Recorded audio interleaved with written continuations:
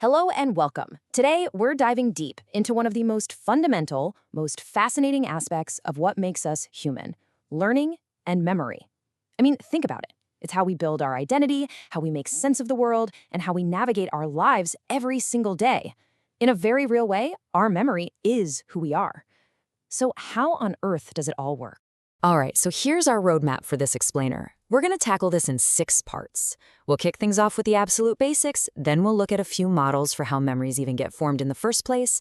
After that, we'll explore the incredible, revolutionary case of patient HM, which completely changed the game. That will lead us into the different types of memory systems in the brain. Then, and this is a really cool part, we'll uncover the surprisingly unstable nature of our memories. And finally, we'll zoom all the way down to the brain's specific memory circuit. So let's get started. Okay, first things first. Before we can get into the complicated stuff, we need to build a solid foundation. What are we really talking about when we use a word like memory? At its absolute core, memory is the bedrock of you. It's the very fabric of your individuality. It's what allows us to learn from experience, right? So we hopefully don't touch the hot stove twice. It lets us generalize, so you can recognize a new dog as a dog, even if you've never seen that specific breed before. And maybe most importantly, it lets us make predictions about the future based on everything that's happened in the past. This whole process, encoding, storing, retrieving, it's happening constantly, every moment of every day, whether we realize it or not. You know, it's really helpful to think of this as a continuous 3-stage process. First up is learning. This is the input, the moment you acquire new knowledge about the world around you. Next comes memory itself, which is the actual storage or retention of that information. And finally, you've got retrieval, which is the active searching for and pulling that information back out when you need it. So you see, it's a constant flow. You learn something, you store it, and you retrieve it. Now, memory isn't just one single thing. It really exists on a timeline. The stuff you're thinking about right this second, that's your working memory. It only lasts for a few seconds, it has a super limited capacity, and you have to actively rehearse it to keep it around. You know, like repeating a phone number to yourself over and over. Then you've got short-term memory, which can last from minutes to hours, but it's fragile, it's vulnerable, and it's easily disrupted. And finally, the big one, long-term memory. This is that vast, incredible archive of information that you can pull from days, months, or even decades after an event. Okay, so how does a fleeting thought, something in our working memory, actually become a lasting, long-term memory? Let's take a look at some of the theoretical models that scientists have put together to try and explain this amazing process. So this is the classic view, the sequential model. It suggests that memory follows a pretty linear path. Information comes in through our senses, it hangs out for a split second in sensory memory, and then it moves into short-term memory. Now, if it's important enough, or if we rehearse it, it can get transferred into long-term memory. But, and this is key, notice those arrows pointing down? At every single stage of this process, information that doesn't make the cut is just lost. It's gone. This really shows you that there are these critical bottlenecks in forming a permanent memory. Now, here's an alternative way of looking at it: the levels of processing model. This one argues that the quality of how you encode information is actually more important than the specific path it takes. So imagine you see the word car. Shallow processing would be just noticing the shape of the letters, C-A-R. Intermediate processing is a step up. You recognize it and label it as the word car. But deep processing, that's where the magic happens. That's when you think about the meaning of a car. You think about your car. You remember a specific road trip. And the crucial insight here is that the deeper you process something by connecting it to meaning and associations, the stronger and longer lasting that memory is going to be. Okay, now we're going to turn to a single tragic case that absolutely revolutionized our understanding of memory. This is the story of Henry Molaison, who for decades was known in the scientific literature only as patient HM. So, Henry's story begins with a real tragedy. When he was just 9 years old, he was hit by a bicycle and suffered a head injury. In the years that followed, he developed this awful, intractable epilepsy. His seizures got so bad, so devastating, that he couldn't work, he couldn't live a normal life.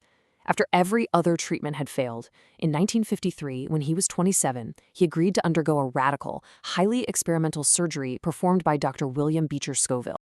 The procedure was called a bilateral medial temporal lobe resection.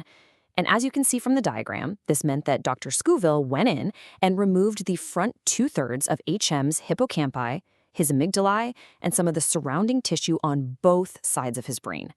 Now, the surgery did what it was supposed to do. It controlled his seizures. But the cost was just unimaginable. It left him profoundly and permanently changed forever. This quote is from Dr. Brenda Milner, the researcher who would go on to study HM for decades, and it just perfectly captures the devastating results of his surgery. HM was polite, he was patient, he was gracious, but his ability to create new memories was completely, utterly gone. For him, every single time he met someone, it was for the very first time. HM's case was so important because it allowed scientists to give us these incredibly precise definitions for different kinds of amnesia. He had what's called severe anterograde amnesia. That means he had a total inability to form any new long-term memories after the surgery. He could hold a conversation just fine, but the second he got distracted, that information would just vanish.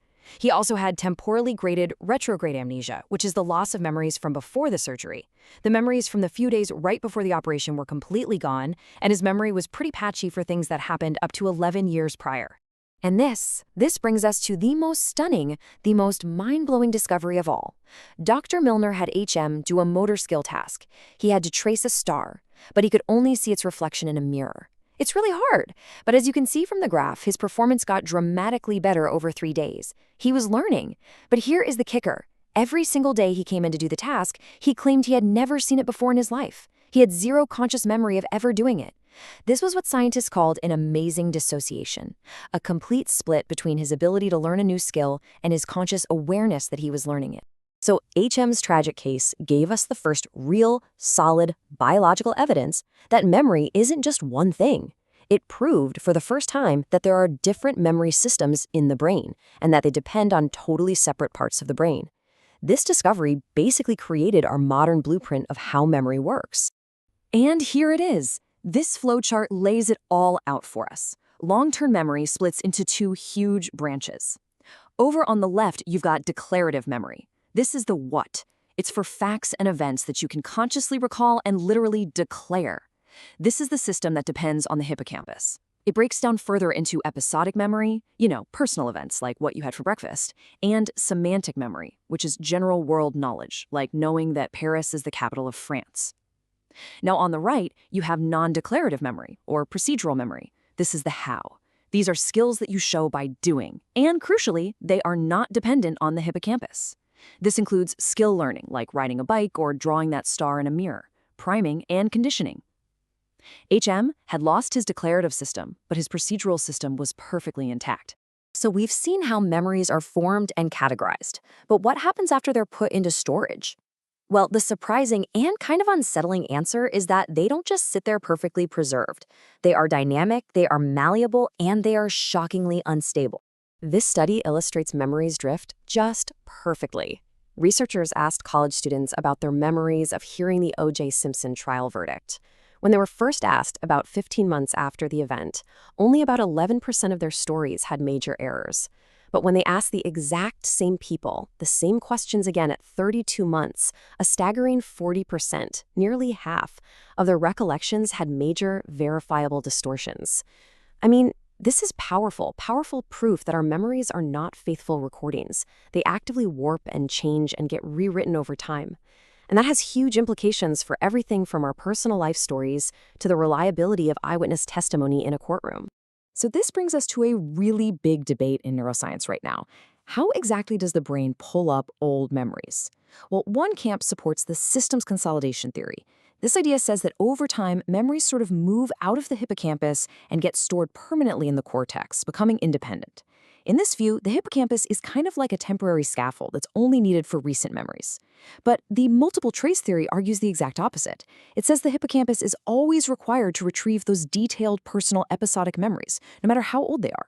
Every time you recall an event, you create a new trace that links the cortex and the hippocampus. So why do our memories distort like this? Well, a key reason is the brain seems to sacrifice detail for efficiency. Over time, similar memories start to compete with each other, and this competition erodes the really specific contextual details, the where, the when, the how you learn something. What gets strengthened is the general knowledge, the semantic gist of the memory. You can think of it like this. You probably have hundreds of memories of going to the grocery store. The specific details of each tip fade away, but the general concept of what a grocery store is just gets stronger and stronger.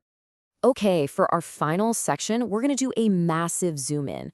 We're going from these huge brain systems all the way down to the very cellular machinery that makes all of this possible. What is actually happening at the level of individual neurons and synapses when we learn something new? So, inside the hippocampus, there's this beautifully organized pathway, often called the trisynaptic circuit. Information doesn't just bounce around randomly in there, it flows along a very precise one-way street. First, information comes into a region called the dentate gyrus. From there, neurons project to the next stop, the CA3 region, through a pathway called the mossy fibers. Then, neurons in CA3 project to the final processing station, the CA1 region, via a different pathway called the Schaffer collaterals. This strict assembly line-like flow of information is absolutely critical for processing our memories correctly. So, what is the actual physical change in the brain when a memory is formed? Well, the leading theory, by a long shot, points to a process called long term potentiation, or LTP. And all it is really is the long lasting strengthening of the connection, the synapse, between two neurons. You've probably heard the phrase neurons that fire together wire together. Well, this is that. The strengthening is activity dependent. It only happens when those neurons are active. It's specific. It only happens to the pathway that's actually being used. And it's persistent. It can last for a very, very long time. This is widely considered to be the fundamental cellular basis of learning and memory.